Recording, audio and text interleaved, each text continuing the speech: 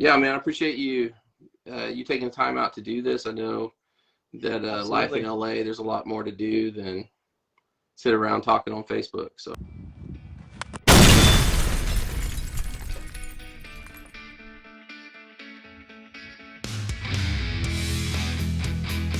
I'm honored to be a part of this. So thanks for having me on. yeah, man, I appreciate it. And I didn't realize you were from Colorado. Yeah, born and raised. I lived there for the first 22 years of my life. Greeley, Colorado. It's about an hour north of Denver. Okay. Um, yeah, most of my family was there, and so yeah, I lived there for 22 years, and then my best friend and I decided to try and change our scene and headed for LA. My sister was in LA here, and so we're like, let's just get out. Let's go. So Yeah. everything and yeah, trekked out here. So Yeah. So you set up family back there? I have let's see, I have some aunts and uncles in Colorado. My dad's in Ohio. My mom's out here with my sister, but I have family all over the place. You're right. Right. Probably. Very cool. Yeah. So Yeah. the way I like to do this is just I really like to start people out, just have you kind of just tell your story, because I think Sure. you got a really interesting one. So Yeah. just kind of give us the cliff notes of your baseball journey that's led you to the point you're at now. Yeah. I mean, so I'm from a baseball family, I guess. Or my dad, obviously, I grew up in a baseball just stadium. My dad was playing professional baseball when I was born. I think he signed his first professional contract in '77, maybe, and he was with the San Francisco Giants for a few years, and then with the Reds. He was actually in the major leagues in '85 and '86 with the Cincinnati Reds when Pete Rose broke the record. Wow. And so I grew up in that atmosphere, and it was pretty awesome, just being in a dugout as a kid. My dad retired in '87 and started managing very young, 30, I think 30 years old.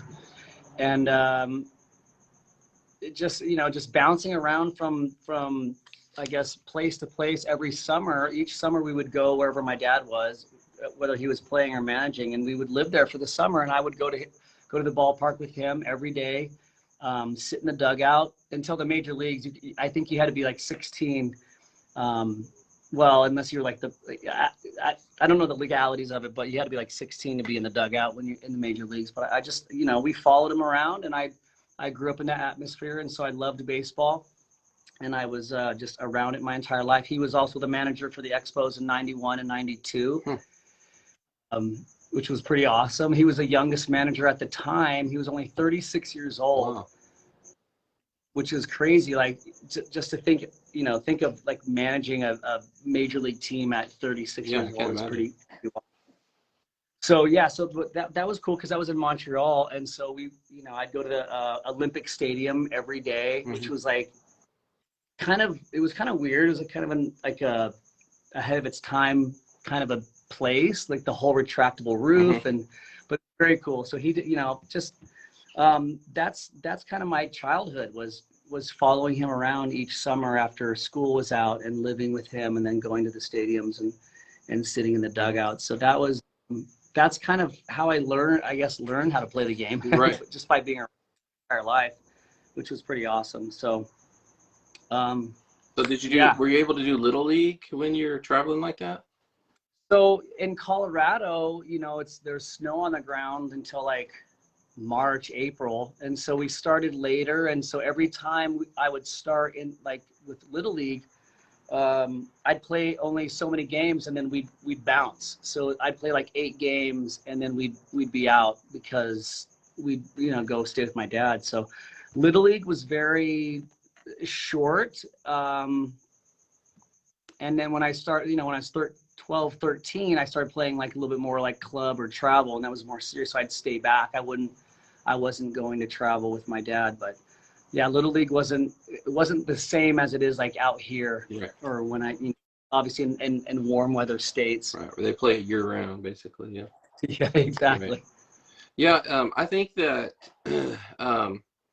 it's kind of a testament to like a theory that I have that, you know, when kids that are growing up in the dugouts, you know, or in the, you know, on the baseball fields and, you know, around these either, you know, collegiate or professional athletes, I think it gives you, you know, a leg up. I mean, because all your neural pathways are being filled with baseball information, right?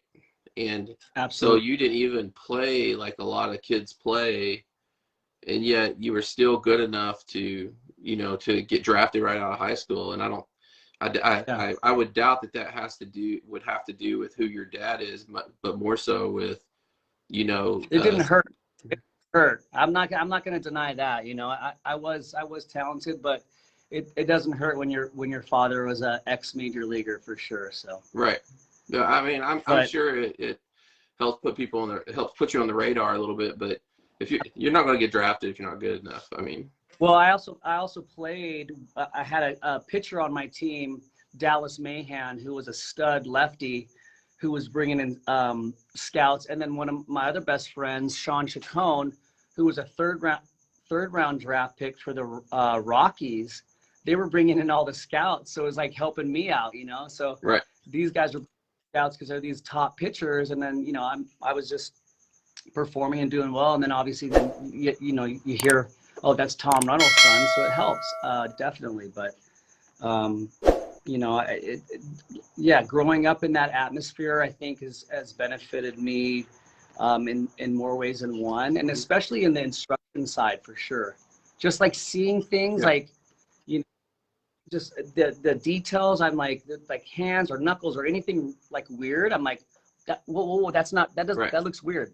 Yeah. So yeah. Yeah, you probably watch baseball very differently than most of us.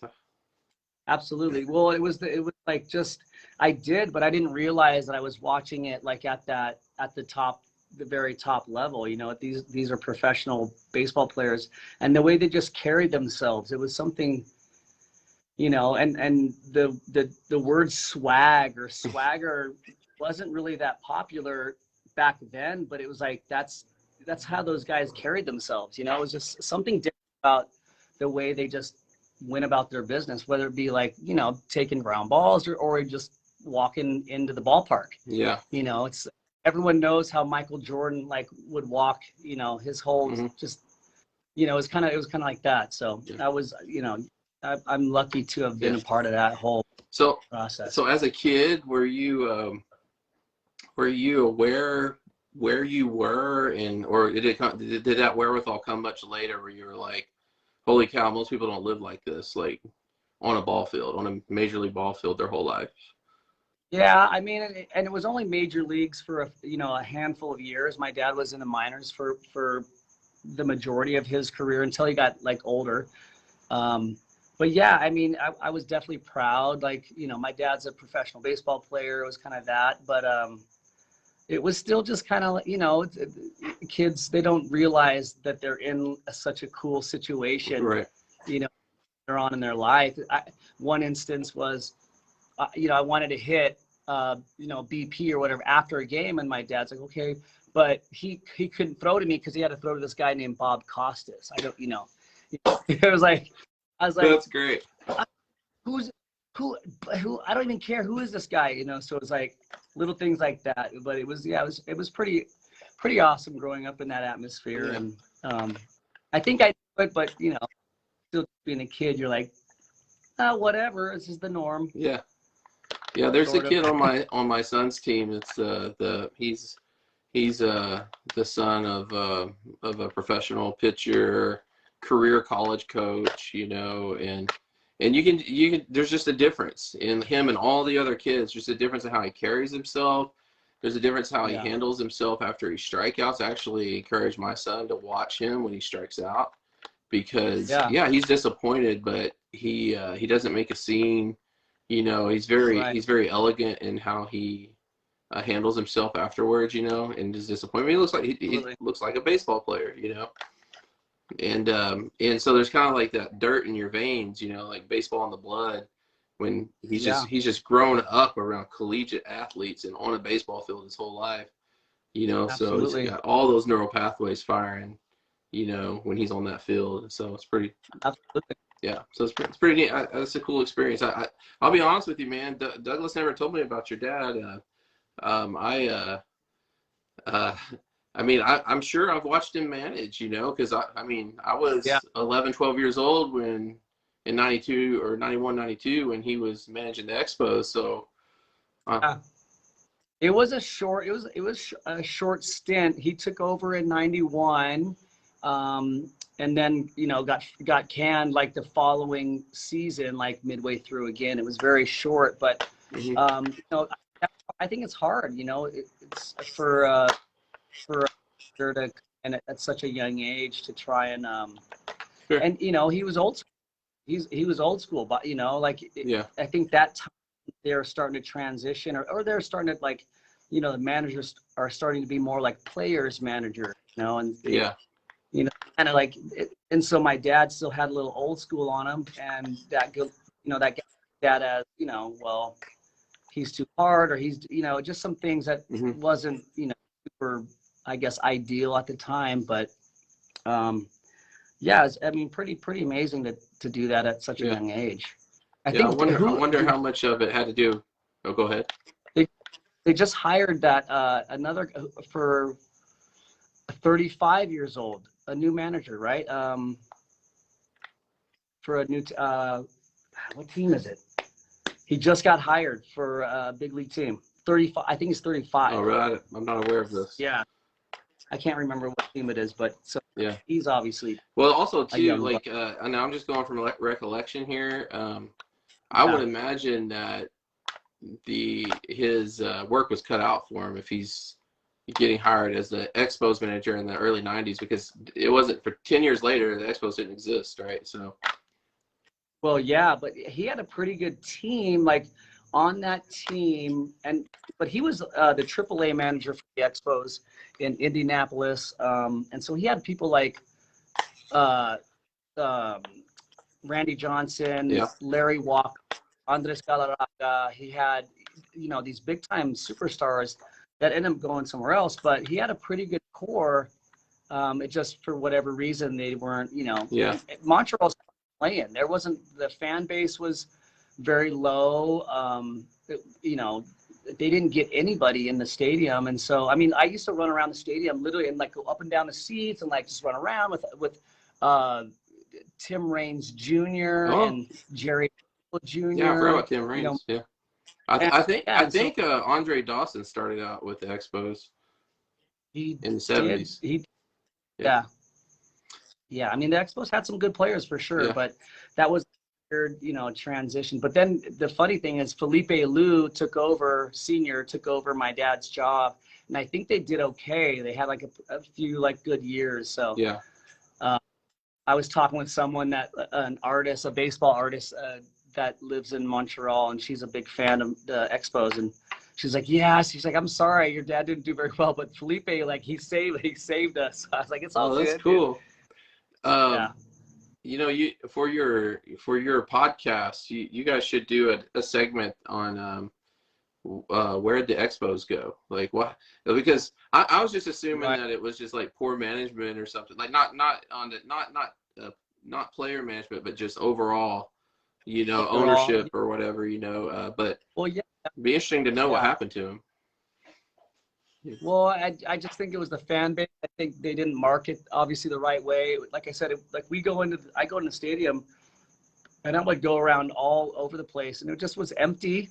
hmm It wasn't. They had. When was the Olympics? When were the Olympics there in 82 or Olympic Stadium? So, but it was a very cool place, but it was kind of run down a little bit. It wasn't. I think there was a lot of issues with the roof, the retractable roof. It was cool, a great idea, but I think they had to fix there, and then that was pretty much it. So, Yeah. um, I don't think like you said, I don't think it's just that, but I think there was more to it than just. I think just overall the Yeah. management and marketing One of the best was logos kind of, in but one. but they're the Nationals now, Right. so Right. or but is it the who's gonna go? They're talking about going there to split time, right? The I didn't know this. So the Tampa Bay Rays or somebody's going to do the spring, like the first 3 months in Florida and then go finish in Montreal. That's what they're talking Really about. cool. It's kind of different. Yeah. So yeah, They definitely got one of the best team logos in Major Leagues. oh, so cool. I didn't know what it was. I thought it was ELB. I thought it was, here, look, here's the, let me see if I can show you the Marquise Grissom. It's kind of hidden. Yeah. Montreal Expos one. So he's, Right. one of my favorites. Yeah. There's, well, of course, remind me on that logo, of course, the E is, the little E represents Expos, right? And then, of course, it makes the M for Montreal. But there's something behind the coloring, too, of why it's. Yeah. No, you're right. Oh, it's, well,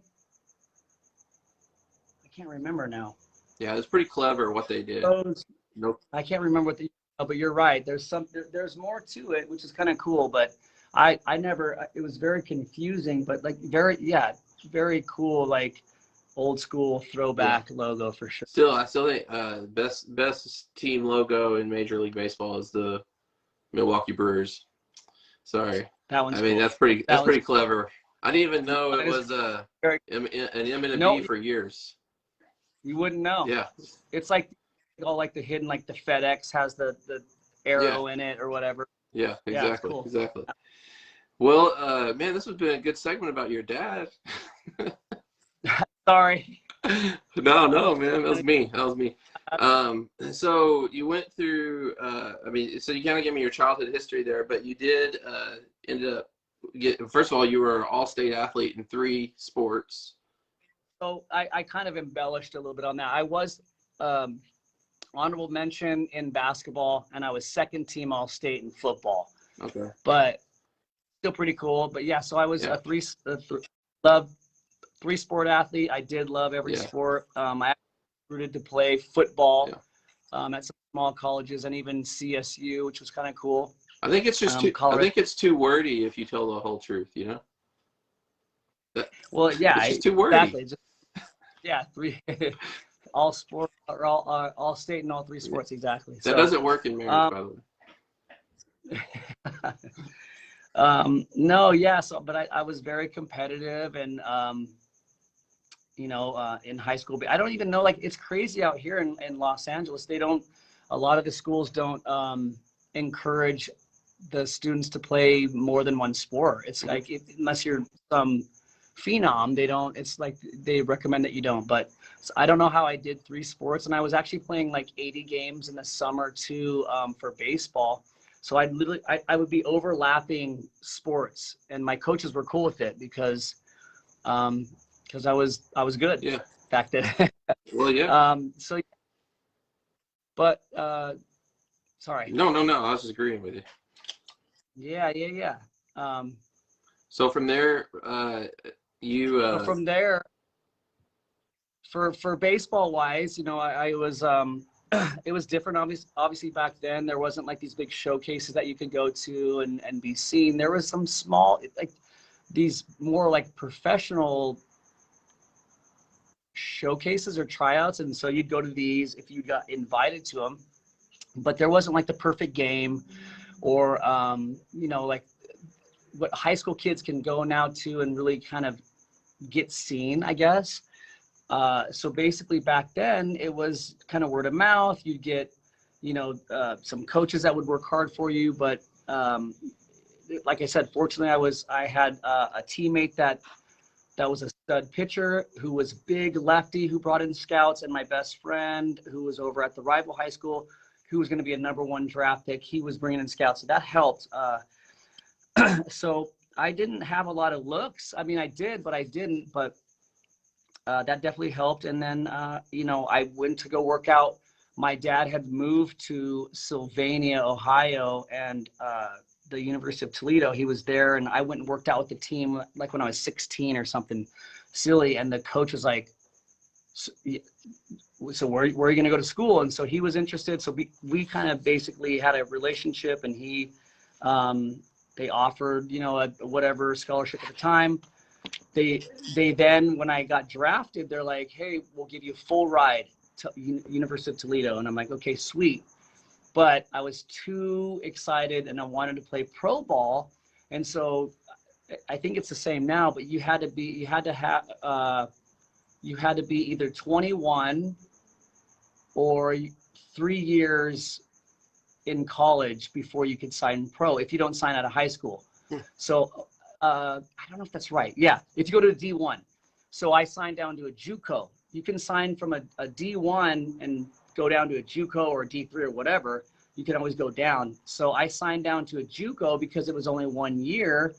And they're like, the Tigers like, well, we'll sign you before the next year's draft. Let's just have you go get another year, more playing experience. And so I did that, which in hindsight, maybe not the best idea, because the experience at JUCO was good, but the coaches, I don't know if this kind of is the status quo for junior college coaches. They're very firm, and they're like, it's like almost like military. It's just different. Very regimented. And yeah, I had much more confidence as a senior in high school as I did as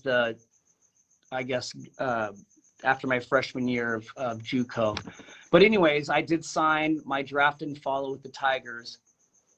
And so I started my pro career at like 19, but on a little bit of like a tilted, confidence scale.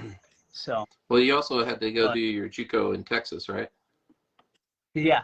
Yeah, it was cool. It was a Big Spring, Texas, which is kind of near Midland and Odessa. Small. Nothing big about Big Spring. I don't want to offend anybody from West Texas that's watching, but I hate West Texas. There is nothing out there but oil and meth. No. Exactly. We hung out at the Walmart. That was what we did. That was it. Yeah, I've been out there. I've been one time, flew into Midland to go do a thing I was doing in right across the border in New Mexico, and it's nothing like I've ever seen. But I mean, a lot of people that I know that are from the Midland, Odessa area, they love it. They just love it. But all power to them. To each their own. It's not for me though. Not for me. Right. But so you did some with the Tigers, and you did some independent pro for a couple of years.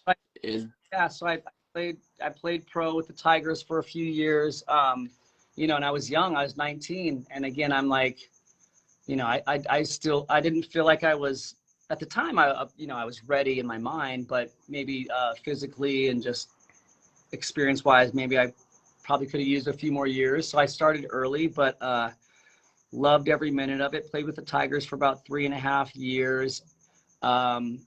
Played with some guys that got up to the big leagues. Brandon Inge, who was a Detroit Tiger favorite. And then when I got released, I started playing some independent pro ball in St. Charles, Missouri, in the Frontier League called the River City Rascals, which was awesome. I mean, just such a quaint baseball field, great fans, and if you're trying to still like hang on to the game, it's a good league, but it's also very competitive league. There's a lot of good players, and I tried to, when I got released from the Tigers, I said, you know what, I'm going to give it a shot, and I tried to really get prepared. The 1 year I got prepared, I ended up hitting like over 300, made the all-star team, and did well. And then the following year, when I go back to indie ball, that I was like, okay, I want to get signed again. I got released because in the Frontier League, you could only have 2 veterans on a team, and I was considered a veteran of because I had 3 years of affiliated pro, and so they're like, we're so sorry, we're going to keep this pitcher. And so I got released after my great year, all-star team, whatever, blah, blah, blah. And it kind of really was a big shot, to the heart as far as, damn, I pushed hard. I finally I think I figured out what I was doing, hitting, blah, blah, blah, and all that. And so to then come back to the team and be ready to, like, it's like spring training and they're like, oh, by the way, you're not going to make the team because we're keeping this other pitcher, you know, and to find out the pitcher ended up having like issues with the manager. He like had a blow up and then got released halfway through. I'm like, come on. I know. But it is, you know, and experiences are for but yeah, I know it's disappointing, even though, I mean, I'm sure there are times that you're like, you know, I made it pro, you know, I got drafted. You experience something a lot of people don't, but it doesn't, absolutely. You don't, the human element doesn't remove itself because you had experiences that other people didn't, you know. It's still disappointing, in other words.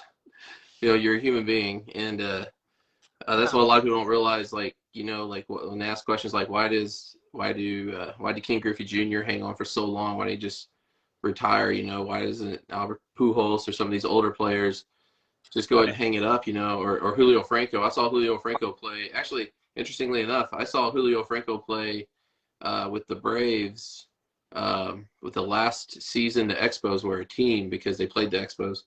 And but it was like I didn't even know he was still playing. Like all of a sudden I'm hearing Julio Franco getting announced as a pinch hitter. But it's like, you know, this is their life, you know, and they're being asked to retire in their mid-30s, early 40s, and it's tough. It's hard. That's what they ever know. That's what they worked for. My dad was in professional baseball for 41 years. Ricky Henderson played in 4 different decades. Yeah. Did you know that? I get that now. Yeah. 70s, 80s, 90s, 2000s. I forgot that he played into the turn of the century. Hard to walk away from it. And you know, in a lot of, for fans, it's hard to watch them walk away from it too. Like well, people, what do you think about? Huh? What do you think about Buster Posey? Yeah, I was shocked. I mean, 34. Man. I was like, really? Already? I know. But I mean, you look at his accolades. I'm like, what else does he have to do? Right? Yeah. 3 World Series, MVP, Rookie of the Year, 4 Silver Sluggers. Yeah. When was his rookie year? I mean, like, 2010. Yeah. Yeah. I mean, I was shocked. I was too. But you know, I mean, you can't fault them. I mean, but you know, then you get people like David Ross, for example, you know, that plays till he's like 39. You know, which, by the way, if you ever get a chance to read his book, you should read it. It's great. Is it good? Teammate, yeah, really good. But yeah. Well, man, so you have some really cool experiences, and that's led you to Baseball Central. So tell us about that. So I was, let's see, I was still playing some independent pro baseball in 2002. And so in the off season here in LA, I was just trying to find some jobs and whatever. And I'd seen Baseball Central or came across it, and I think I took my resume in, never got a call back. So I was going to get ready to sign a contract with this fragrance at Barney's of New York here in Los Angeles, which is like a big time like foo-foo department store and selling like perfume basically. And then I got a phone call from a friend who I played with, and he's like, yeah, I think the old guy at Baseball Central is like, he needs help. And I called him, and he like hired me over the phone, went in there, started teaching lessons like in 2003, and started getting really busy and having a good client base. And he basically was like, you know what, I'm probably going to retire here soon, so maybe you can take over. And I did with a partner back in 2005. It was a very small place over on, if you're familiar with LA, La Cienega here in Los Angeles. And it was a kind of a hole in the wall, very dingy. And we had a handful of cages, and I started there, and I brought in some other people as far as instructors, some guys that I knew, and we just started building the facility where you could come in with your kids, or if you wanted to get better at any age, and just start, you know, getting. I never had, you know, my dad, Major League Baseball player, Major League manager. I never really had like formal instruction. It wasn't it was just kind of, I did it, I saw it, and that's, Yeah.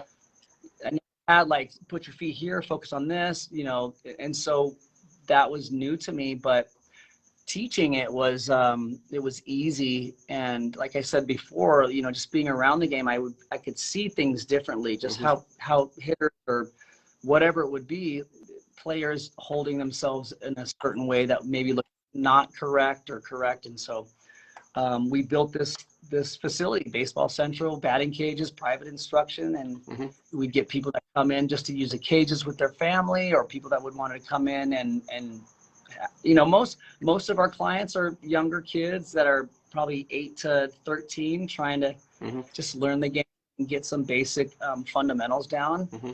And I think we do a pretty good job of providing that. And this particular location, we've been able to have art shows, and we do summer camps here, winter camps. We do, anything and everything. So it's been pretty amazing in this facility to have, to just, to do anything and everything baseball, including the podcast. Our Mm-hmm. podcast we were doing just in the little side room over here, and we were lucky to be hanging around this long, and fortunately we secured another 3-year lease, so we'll be here for at least 3 more That's great. years. I didn't know if I should ask you about that or not, because I know you'd mentioned that Yeah. Yeah. It was kind of, there was uncertainty for a moment, and we may have to end up giving up a little bit of this space, which is the space that I'm sitting in right now, as far as the office and maybe the pitching area. But we'll have all the hitting cages, the workout space, and just but we're here, we're hanging on. Yeah, for sure. it's good. I know. I imagine it was probably tough during the pandemic. So absolutely, yeah. I've been fortunate to have clients that were very comfortable and coming in, and so I was lucky to stay busy and Mm-hmm. and have people that were supporting me in Baseball Central, my family. So Yeah. like you guys, Yeah. I have another question for you. Then I was going to see, are you able to, before I ask you the question, are you able to move your camera around, give us a tour here in just a minute? Okay. Absolutely. Do you walk around the Yeah. But before we do that, I had a question. When you, with your instruction, did you find that your experiences in JUCO shaped you in any way, and how you wanted to instruct these kids, and what kind of experience you wanted to give them? Absolutely. I'm very positive. I grew up with, obviously, in high school, I had a very, very hard-nosed basketball coach, football coach, baseball coaches that were like, they would get in your shit, Mm-hmm. and so, but it wasn't a big deal to me. But I think that the generations and the kids nowadays, it's not quite the same. But either way, I've always been the type that I'm not a screamer, I'm not a yeller. I coached high school baseball for 10 years, and that I just, from being in the professional atmosphere and seeing like how my dad managed, and just being around that, it was very like, there was a trust thing, but it was never like, not super disciplined. But with JUCO, like I said, it was the guy, was very like, I got a knock on the door one time at midnight. Actually, my mom was in town, so I went to go stay with my mom at this hotel, and I get a knock on my door at midnight at the hotel. It's my roommate. He goes, "Hey, you got to come back and get your running shoes on." I'm like, "What?" He's like, "Yeah, Joey didn't show up for class today, so we have to go run at the field." I'm like, what? So we're at midnight, we're running around the baseball field, and Joey's sitting in a chair. It's like that type of discipline for the junior college, like we're, it's just crazy. Like, and so I didn't feel like that was the tactic that I wanted to take. I was more, this game is hard enough. Baseball is such a hard game. It's so, it parallels life almost like perfectly, as far as getting your ass kicked. Yeah. And if you succeed 30% of the time, if you go 3 for 10, you're an all-star. So it's, I just felt like seeing that from the JUCO experience, and then being around like,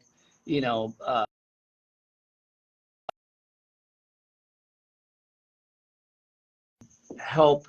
The kids that are coming in for lessons, they need the help. You know, we're not normally getting like studs are going to be first round draft picks because they're doing their own thing. They're doing, Right. you know, they don't need instruction. So in my approach, it's always about being positive and reinforcing like fun, you know, and enjoy it. Absolutely. Let's do a tour of your facility so people can see. And all right. I might just for the, because I'm starting to put these interviews on on a podcast, so I might narrate as we go along here. But this is the main office, which you know, you check in. We got some merch. We got some hats for sale here. Yeah. Show the Bubble Boy or Bubblegum Boy. Where we got Bubblegum Boy? Let's see. So this is a shirt that we have for sale here. I gotta get me one of those. Yeah. You just, I'll be sending you a care package. Oh man, that's nice. That's the best. I think that might be the best, most clever baseball design I've ever seen. That Bubblegum Boy. The Bubblegum Boy. You know that was my inspiration for the B-top bow, right? You know the shirt that you got. Oh, I love it. Well, that's. I mean, I'm glad you did that. That's super. I love it. Yeah. So, got our helmets here. I'm gonna start taking you out to the main facility here. And I want to see your wall of instructors too when you get out there. Absolutely. Well, and most of those people are gone. This is our little waiting room here, so we can hang out. Yeah. And watch some games. Got some movie posters up here that we always talk about. I know it's probably dark outside, but it's dark. But for the viewers, the listening viewers here, if you walk, you got 5 bays, right, that are kind of like garage style. And from my understanding, now I'm always there when they're open, but Douglas told me that all 5 bays, the garage doors are painted to represent the 5 Major League Baseball teams in California, right? California, absolutely, yeah. So this is our pitching area here. So you have some mounds, a couple mounds here. Mm-hmm. Looks like my kids might have been in here playing with some tennis balls. So yeah. So this is the pitching area here. 2 bays, you know, with some other fun little agility stuff on the side. We have our little vending area here. This is a little hat wall here. Oh, that's cool. I don't think I've ever seen that. Yeah, we got I just a never lot looked of hats. Up. They are all my hats. I mean, some of them were given to me. And hold on, it's gonna get dark real quick, but I'm gonna turn on the light, so don't stress. Yeah, a lot of the stuff is very nostalgic as far as the decor and you know, just the setting. Mm-hmm. This is our instructor wall here. Yeah. Now, is your website up to date? It is. You know, there's still some changes that we're going through as far as well, the reason why I'm asking personnel. Is because something I just want to make sure the viewers know is that you got some pretty badass instructors there. Like, you know, the level of experience or that you have at that facility is pretty cool. Absolutely. No, I mean, I've been blessed.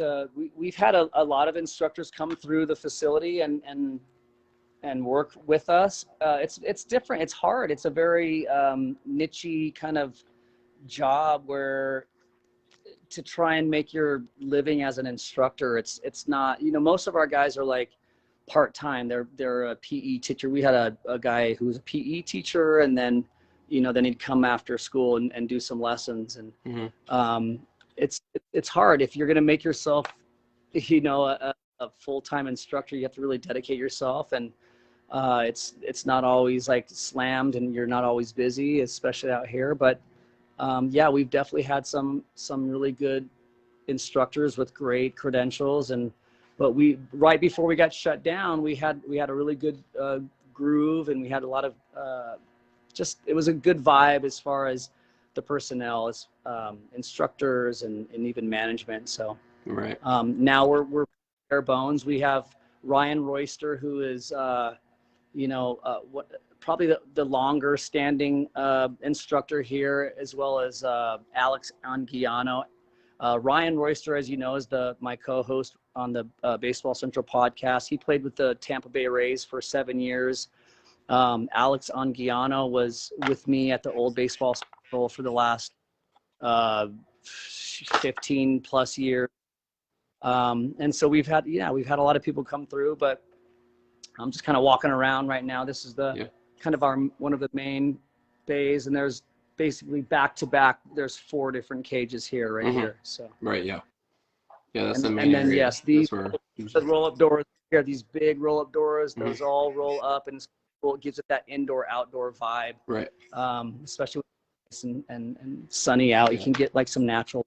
But it was very cool. I mean, when I fell into this place, I knew right away. I was like, oh yeah, I know what I'm gonna do with this for sure. So yeah, made it a baseball school. Yeah, and your house is right there too, right? Absolutely, we're just right off the not too far away from here. Yeah. We got to give some mad props to your wife though, man, because my wife has pretty much helped like run this place. She's actually working. She's been working the last month, and I don't know if you knew this, Josh, but we're pregnant. Oh, and so we're expecting our 4th child in February. So she's working the office. She's been a blessing as far as the management, the head, the brain of all of this. One of those pandemic babies. There's nothing else to do. Well, we got 3 boys, and so I mixed in a girl, thank God. So I think 4 boys would have been a little bit crazy. Yeah, especially for her. Jeez. Yeah. Right. Yeah. Well, man. Do you want me to? Or is this cool? Like just. Yeah. What I was showing. Yeah, absolutely, man. I think it's cool to and maybe this is just for me because I miss being out there. I love coming out there when I get a chance. So. I know we missed you last time that you were here. Yeah. I know it was a quick stop, so you didn't get to come in, but yeah, but at least we're here for 3 more years, so you can definitely. Hopefully I'll be out there. Yeah. Let me ask you just kind of to as we get down the final stretch here of this interview. Sure.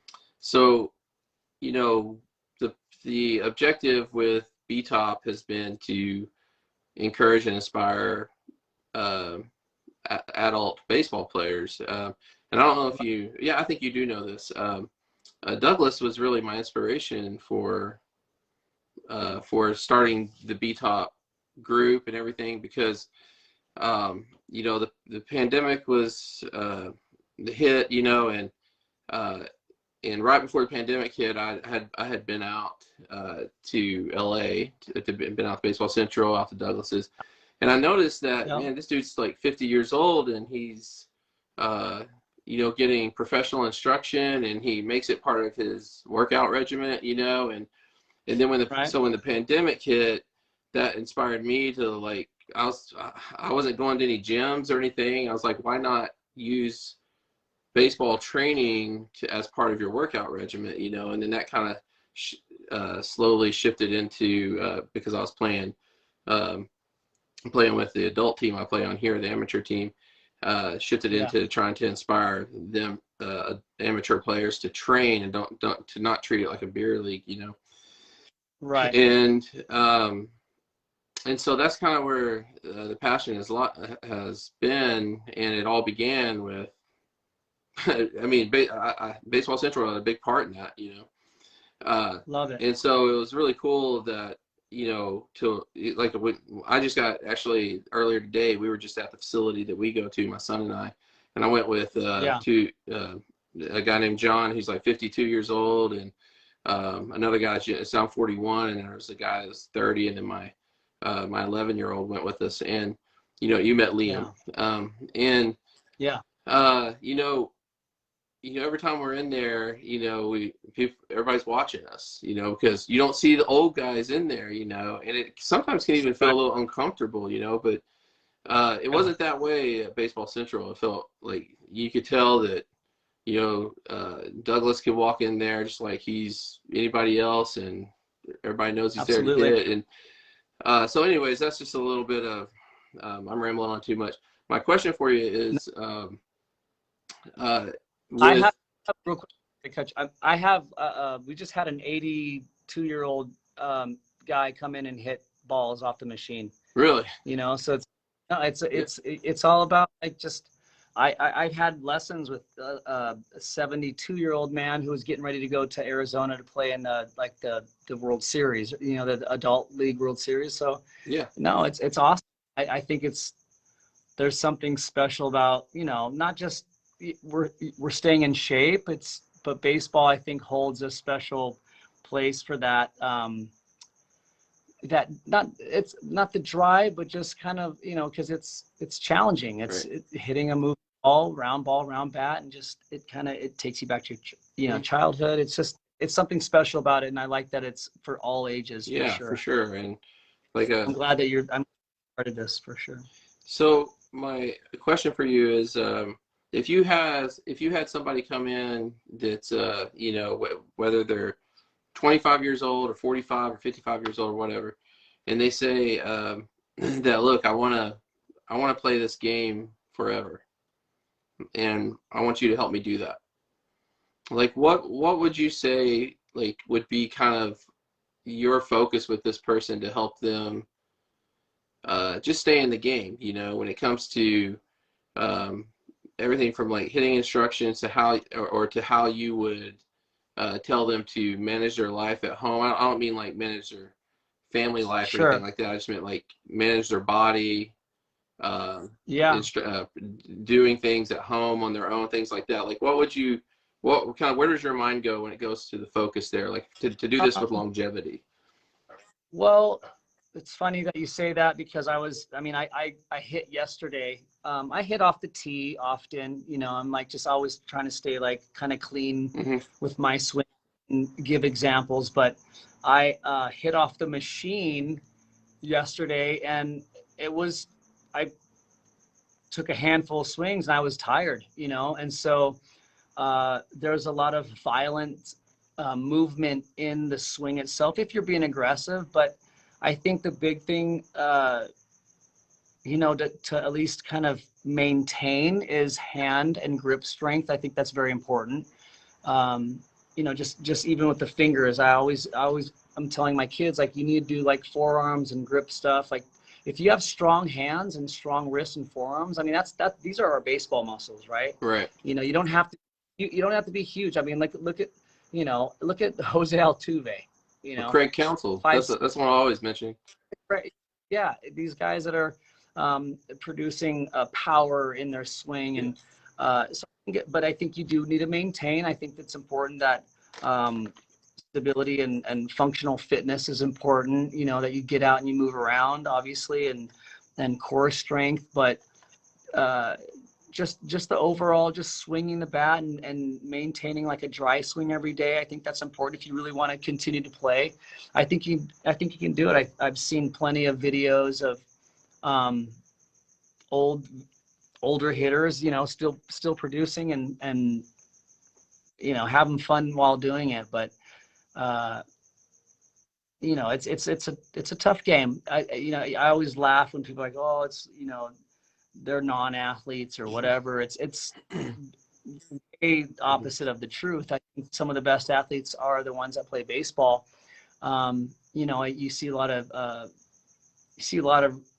baseball players that can play other sports, but you can't see a lot of other athletes like football players and basketball players play baseball. Mhm. You know, it's not, it doesn't, it's different. So if you find, you know, a good athlete or a good baseball player, they're going to be able to perform in some other sports too. It's something about the mental drive, but just, you know, just enjoying it, Mhm. staying uh, limber, I Yeah. guess. And you're right though. Like when you Important. talk about the violent movement, there's no. Like, how do you, you're training, you're still playing right now. When did you play last? Did you have any games this weekend or no? No, the last time I played was the last week of October at Arizona. Oh, okay. How did that go? But I went to the cages today. How'd you feel? I'm sore, man. And that's what I was saying. Where, Like, it's are you? there's no other. I've done CrossFit.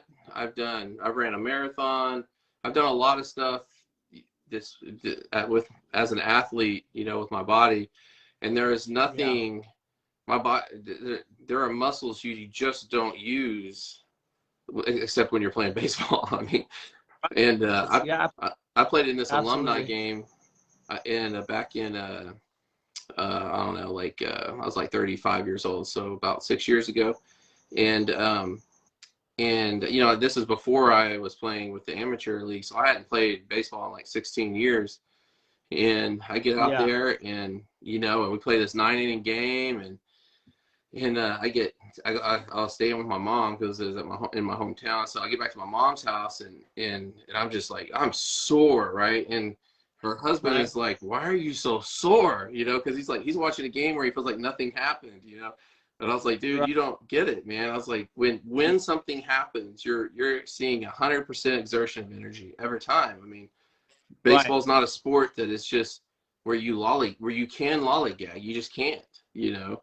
Right. You can't get tired like when you're playing basketball, get tired and kind of slow your trot down. You know, Right. it's 100% when you're moving. Exactly. And so yeah, so after every practice, you know, like today when we went out, we did several rounds of hitting, and then we did bullpen. We did a lot today. We were out there about four Nice. hours, but then Dang. we did um, just some infield drills, just throwing, but working on short hop drills and stuff.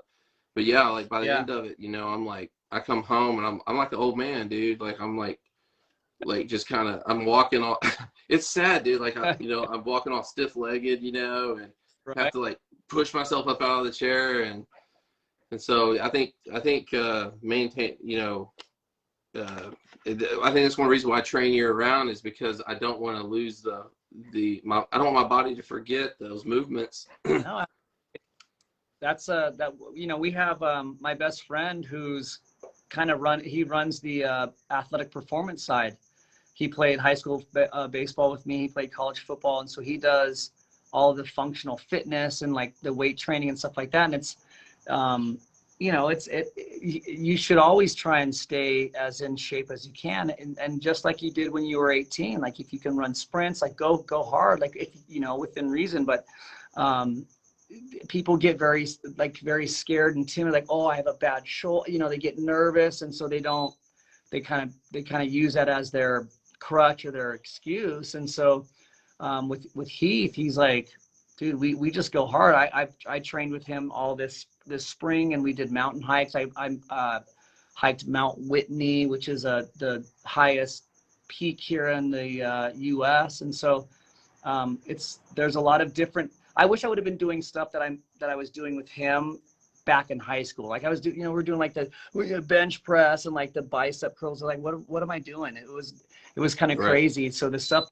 that, you know, people you learn, and it's more sport oriented as far as baseball or whatever your sport is. But I wish I would have been doing stuff like that, which made more sense physically than just like, um, you know, I mean, squats are Trying to great, max bench out. presses, Yeah. yeah, just like the silly. But I don't care how I much think you if bench anymore. You know what I mean? I don't, Like I don't care. yeah, I don't care. And if you're asking me how much I you don't, bench, I'm like, no one cares about yeah, it really, unless you're in the NFL, right, right? Then maybe. But other than that, you don't, you know, that doesn't even matter. It's about being explosive and strong, right, and you know, you don't need to be yeah, a PR or yeah, bench press all the time. But yeah, like, you know, it's important to stay in shape, not only just right, for baseball itself. Baseball, it's taxing. yeah, It's very, there's, like you said, it's short spurts of explosive movement, but it's like it's yeah, intense. You know, you do however many times in a game where you can kind of coast in basketball and go for a layup or whatever. It's like you're moving a lot. It's good cardio, hmm, but baseball is explosive yeah. when it's time to That's go. why, you know, baseball shape is different than regular in shape. You know, because Yep. uh, Yeah, I'm out of baseball shape for sure. yeah, I'm struggling every week to stay in it. Hey, we had one of our viewers had a question for you. Cool. Instead of pulling it back up, he just wanted to know. His name's Eddie Lamar, and he's a regular viewer and supporter of B-Top.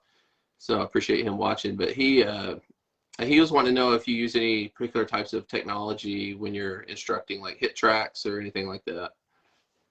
I'm actually currently looking to invest in a HitTrax machine now, but I use real basic Coach's Eye application on my phone or on an iPad, which you can slow it down. You can draw circles and lines, and you can put comparisons of the hitter and like a major league hitter, which is kind of cool. I have the blast motion sensor on the bat knob sometimes. You know, that's for the more detailed instruction, and that when we, you know, when they're really committed to it, you know. But starting off early, it's about just the real basic fundamentals, and I see it from swing number one. Mm-hmm. You know, I can tell, hey,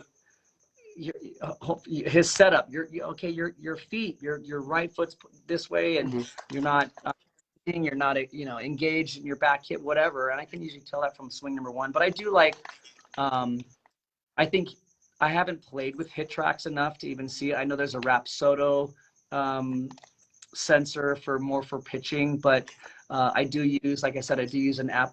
It's called Coach's Eye, which I think is no longer, but it's super cool.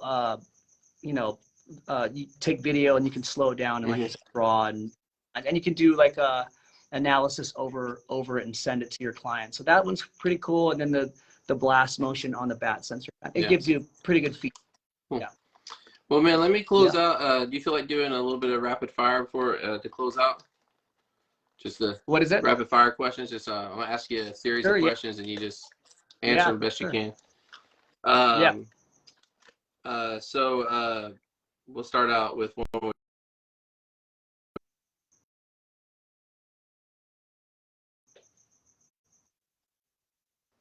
Say it one more time. It just cut out a little bit. Say it one more time. Best major league logo. Best today. major league To logo. To date. Yeah.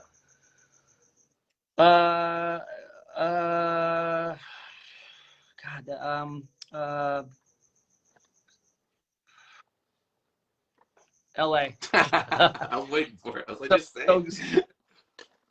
So simple, so stupid. It's good. Have you seen the OK LA hats? Because we have the. I have seen those. They're pretty sweet. If you want, I'll get you one. If you want me to get you one, it's got the OK and then LA comes down. It's pretty cool. They're really cool. I'll get you one, man. All right. Okay. The best or favorite baseball player that played your position.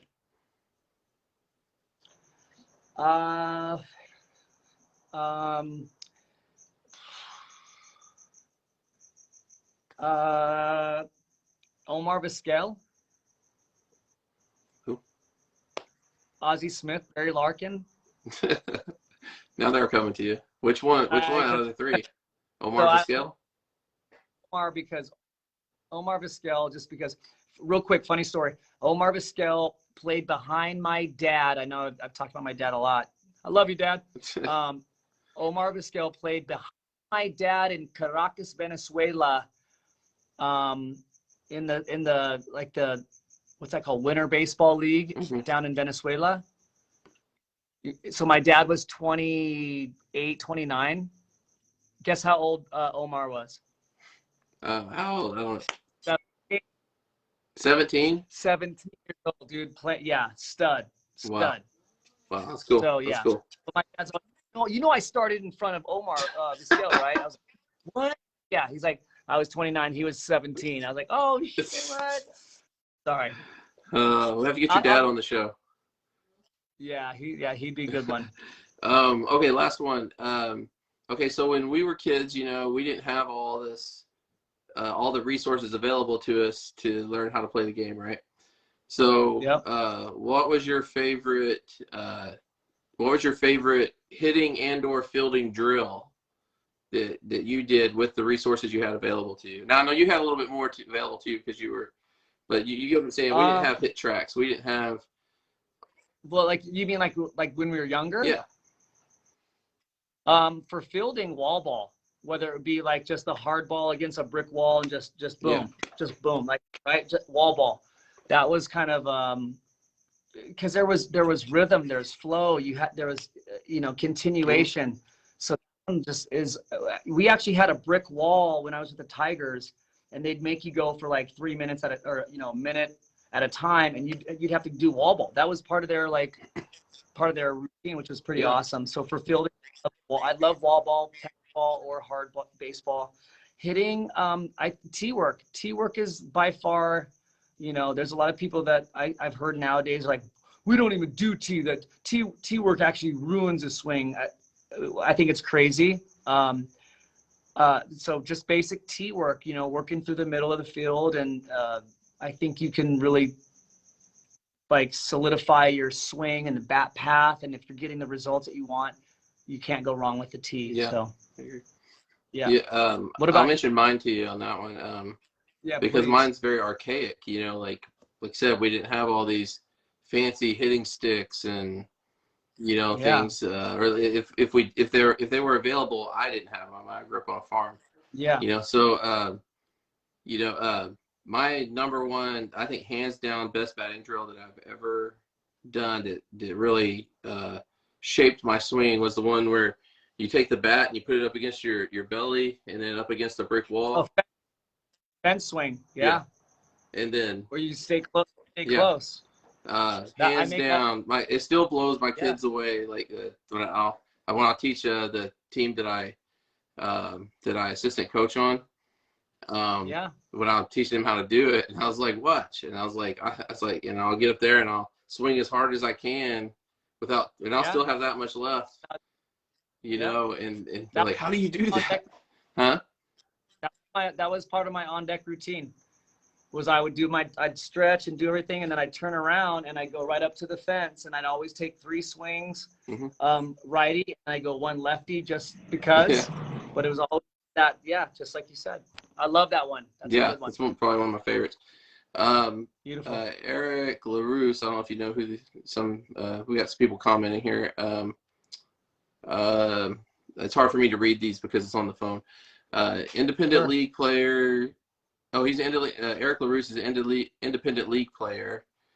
He said, I would say you need to be strong, but not get carried away with it. And chase, like I said, it's hard for me to read these words. Can you see it? I can't see. I'm. Try hard not to chase the 1 rep maxes on the big lifts like bench and squat. I'd say that overhead press strength is more important than bench, and it keeps the shoulders healthier. And he goes on to talk a lot more about like Barry Bonds, Mark McGwire. He's got a pretty long comment there. But nice. I think I would agree with what he's saying. If flexibility and just overall strength, I think, is important. I don't think you need to try and max out on anything. I do think if you get too over the head this way, you have to just be careful. I think if you're more here, keeping everything more front, you're okay. Just sometimes start getting behind the head, it can get intense, and just that's if you're not like if too much weight, that can happen. But I agree with him 100%. I think that to me, like all the parts of the body that tend to get injured first, especially as we get older. The shoulders, all the joints, basically, like to me, like when I'm lifting, I'm always making sure I'm doing shoulder stuff to build the muscles around the rotator cuff. And I come to find out, I think it was Douglas that told me this, it's not actually like a rotator cuff. Like there's like a one thing. It's like made up of 4 different muscles or ligaments or something like that. And he was explaining it to me. I don't know. Trying to really take care of that part, and also flexibility. That's one thing CrossFit did teach me, is the importance of flexibility. And I was able to do some things when I was in CrossFit that I never in my life thought I'd be able to do. But it's all because of flexibility, and I've tried to maintain that as much as I can in my adult life. And I think I'm still not as good as it needs to be. But I would say the other thing too be hydration. Stay freaking hydrated. Like your body is like 80% water. Well, and it's what you put into it, your fuel, right? It's also diet. You're putting back into it what it's made of. I mean, 100% water. 100%. Well, 80% actually. 80%. I mean, like, I know what you agree with meant. I know what you meant. Dude, we have been talking for almost an hour and a half, man, so I'm going to have to let you go. All good, Our dude. wives are going to kill us. Yeah, right. Well, I appreciate uh, having me on. I love what you're doing, and I think it's very cool. I like how you started as kind of a tongue-in-cheek, like baseball yeah, training for old, right? But yeah, I think it's a cool overall. It's just a cool thing because um, baseball it's something special if you can really understand and grasp it, whether you're good or whether you dabbled or you did, you played professionally, whatever. I think we can all come together and yeah, just enjoy the game. It's a beautiful game. yeah, It's a very complicated, hard yeah. game, but it teaches you a lot about life for sure. Yeah, and Really, I appreciate that and the support that you've given, and I love what you do in for Baseball Central. I tell everybody real quickly where to find you on social media, and then let's plug your podcast. Okay, cool. Yeah, no, I mean, it's pretty simple. I think it's just at Baseball Central. I think on both Instagram and Facebook, at Baseball Central, and then we're on YouTube for it's just the Baseball Central, or is it no, just Baseball Central podcast Mhm. on YouTube. So Baseball Central podcast on YouTube, and then at Baseball Central on Instagram and Facebook. Cool. I appreciate it, Josh. Thank you so much. All right, man. Take care. Take care. See you guys. All right, guys, there you have it. TJ Runnells from Baseball Central. Really cool guy. Please go check him out on his social media at Baseball Central. Go check out the Baseball Central website. And then just head on over to YouTube and type in the search bar Baseball Central podcast. I'll try to remember to make sure in the comments of this video, either tonight or tomorrow, to put the links in there so you guys can find it there. But fascinating guy, does a lot for the game, does a lot for adult players. I know he's just as willing to help and instruct adult players as much as he would the 10 or 13-year-olds. And so really impressive dude, just killing it right now. Anyways, I'm going to let you guys go. Have a good night. We'll see you at the next B-Top Live episode, and tell all your friends. Take care. Bye.